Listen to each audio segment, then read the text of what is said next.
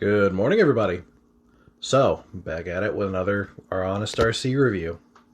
Time for another vintage one. Going in the way back machine for this one. To a time before I even existed. This beautiful monstrosity here is the Marui Big Bear.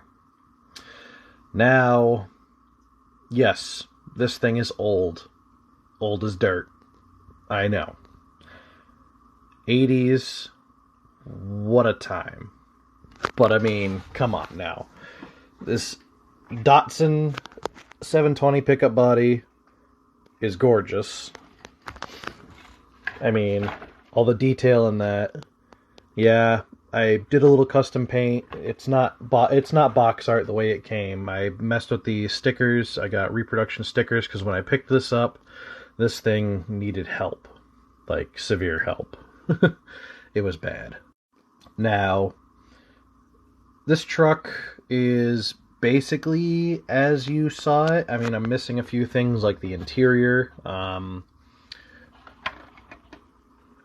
body is a little bit cracked. I had to repair it and it cracked again, so that's just kind of the way I'm leaving it because, hey, why not, right? I mean, it's not much, but these trucks were great. For 12th scale monster trucks, these things are awesome. They're simple. They're awesome. They got these big old tires on them. This thing will go just about anywhere. I mean, it's only two-wheel drive, so it's pretty limited on the go anywhere, but with these big old monster truck tires, it will go anywhere, basically. So, now, body is off. The body was held on by two body posts. One in the back unfortunately snapped off on mine. Some more pretty recently after driving it, but I mean, it is brittle plastic. It happens, but... And it's got this weird little channel clip that locks into there in the front. Just kind of slides in there, locks it in place, and then boom, pop the pin through, and you're good to go. Now, yeah, it's simple. Yeah, it's old, but I love it. I love it in its simplicity. It's just this tub style. You've got, I mean, I've got a modern ESC in here. All my modern electronics. I believe that is an original steering servo. But other than that, no, I even put that one in there. Shit. However, that servo did come, I believe, out of another truck I had that was older as well. So, I mean, it's a great working servo. It does what it needs to do. So, big thing with these trucks was transmissions, the gears. If you didn't take care of them, they would strip out. A lot of people, from what I keep hearing, had a lot of issues with the gears stripping. So most of the time, they would just buy the wheels and tires because, I mean, come on now, these things are awesome. And they'd put them on stuff like the Blackfoot and the Monster Beetle because compared to the Tamiya tires, these are much wider. They give you a lot more grip, and they're just better for off-roading and doing monster truck things compared to the stock Tamiya tire. I mean, come on, would you rather have this classic Chevron big beefy boy or this whatever this is? Now, with it being so simple, it does have its drawbacks, like the suspension. It's got this weird shock with a steel pin with a ball joint on one end to connect to the lower trailing arm, connect to the trailing arm itself, and just a simple nut up top. It's effective, sure. Doesn't really give much for anything really articulate. I mean, for a solid motor over axle rear end, it's just kind of your basic bumpy suspension. I mean, it works. It's functional. I don't know. It's just kind of eh. I mean, compared to everything new, modern, this is very, very. How should I put it nicely? Yeah, we'll just stick with simple because I don't want to be too mean because I love this truck. Now, onto the front. The front bumper is held on with 2 springs.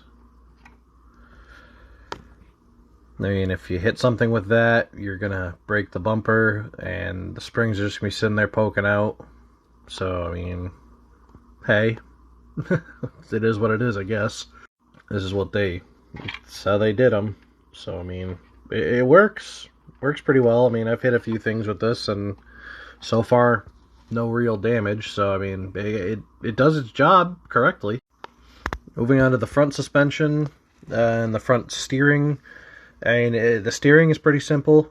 You know, the servos connected just by 2 rods that, you know, articulate the steering, which is, you know, just very simple design, which works really good.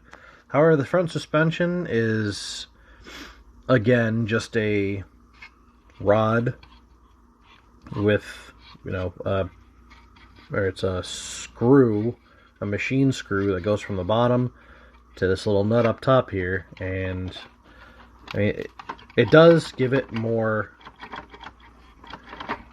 because it is technically an independent front suspension setup. However, it's just very odd in how it does it because it's all centered off of or all done around this one point of articulation here. So, I mean, yeah, it does what it's supposed to do. This side goes up, that side stays down.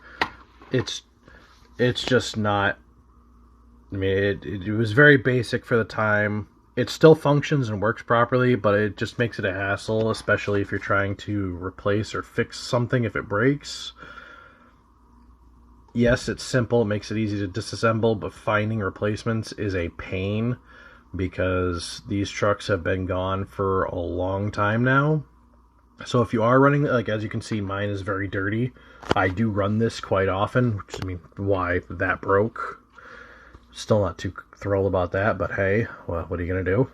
But when it comes down to it, you've got a very simple design chassis, very easy to work on. But for the price that these things are going for now, the only people really buying these trucks are the people who had them back in the day, and it's more of a nostalgia trip for them. All the little nuances and flaws aside, these trucks are really cool. They're a hell of a lot of fun to drive, especially, you know, I've got a modern ESC in mind. It's got, you know, the original motor that came in it.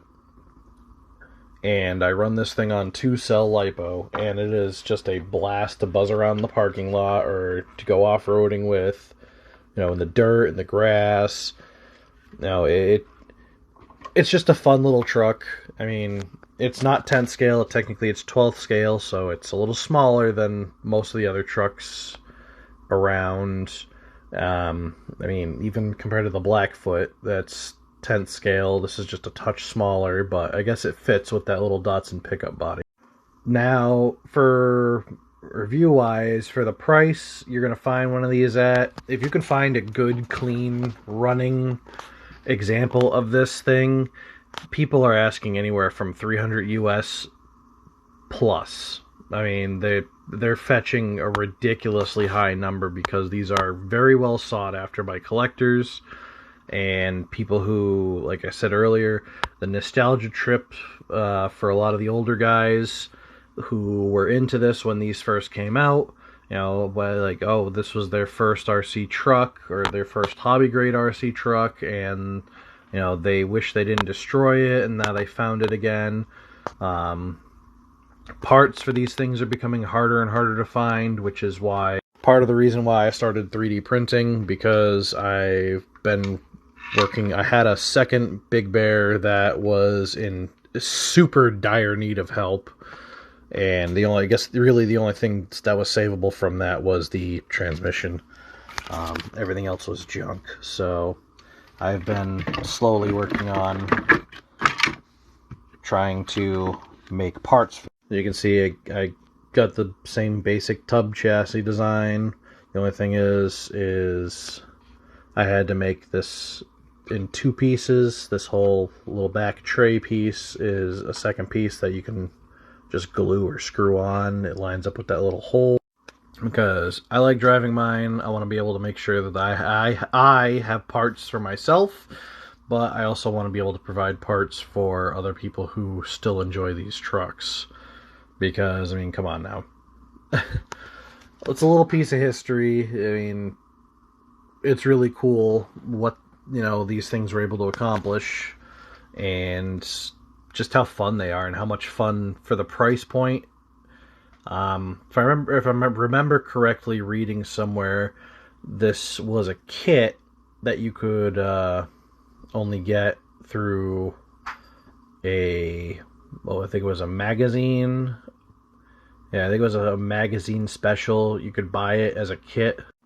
I did a whole RC history video on these things. It's in my RC history playlist, where I go over all the specifics of this truck.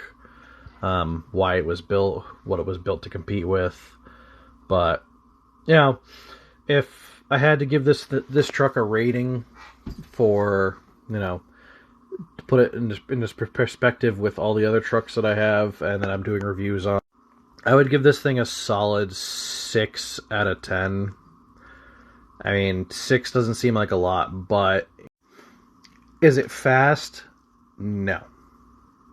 I mean, I've gotten mine up to, I think, 24, 25 miles an hour. Maybe a little bit more. So, I mean, then again, I am running it on 2-cell. But is it fast? By today's standards, it's pushing what most trucks come with that are able to do stock. Like, it is just barely pushing that. Is it durable? I mean, most of these parts are pretty durable. I mean, the chassis is pretty thick. These trailing arms are pretty thick. However, if you go off a jump and you hit it the wrong way, you're going to be snapping. You're going to be snapping this arm, or you're going to be snapping this up here. If you hit wrong, you're going to shatter this whole front piece here, and that's it. You're done. And it's not like most of the other newer trucks with the A-arm that you can just replace. No, it's this weird little bracket setup. So,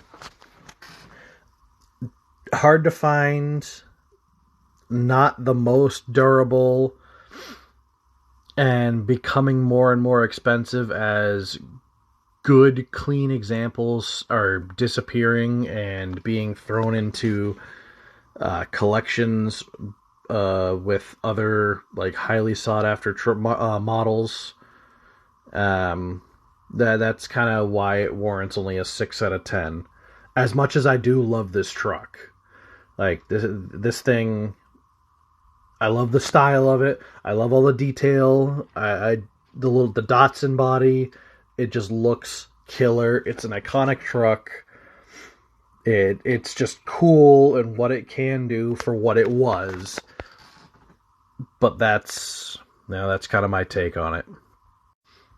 I mean, it is still a super fun truck. As you can see, on the rear bumper, mine is being roughed up a bit because given the right situation, this thing will not stop pulling wheelies. Like, if I put a fresh battery in here, this thing will just not want to keep the nose down, and it's hilarious and just good fun.